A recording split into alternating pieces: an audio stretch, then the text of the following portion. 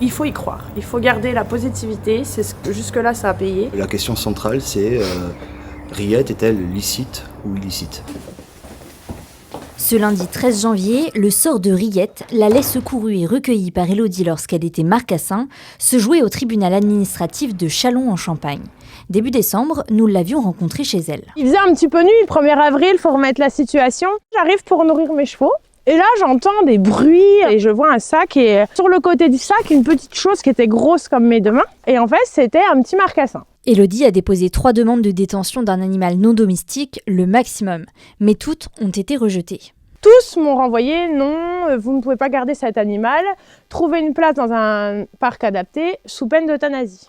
J'ai dit, attends, c'est pas possible, le truc existe, le décret, on me dit que je peux la garder mais que je peux pas.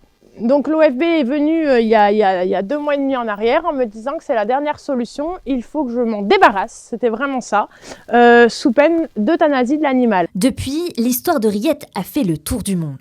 Élodie reçoit quotidiennement des dizaines de courriers de soutien. Et samedi 11 janvier, ce sont même 500 personnes qui se sont réunies pour demander que Riette reste auprès d'elle.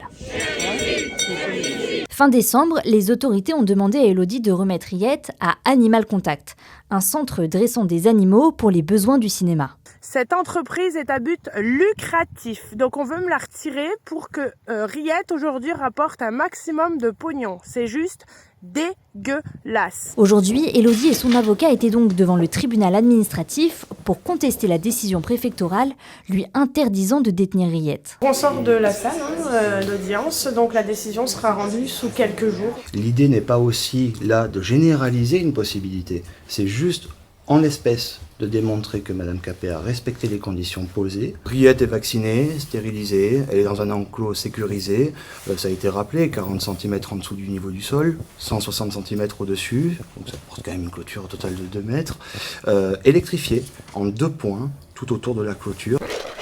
Durant l'audience, le représentant de la préfecture a expliqué que la déclaration pour la détention légale de Riette aurait dû, selon lui, être préalable à la détention de l'animal. En fait, aujourd'hui, on me reproche de ne pas avoir fait les choses en amont. Excusez-moi, je ne pouvais pas prévoir que j'allais trouver Riette un matin en me levant. Enfin, c'est assez drôle, même ça en est drôle au sens jaune du terme. Si le tribunal administratif confirme dans quelques jours le refus de la préfecture d'accorder une autorisation de détention à Élodie, Riette pourrait être saisie, voire même euthanasiée.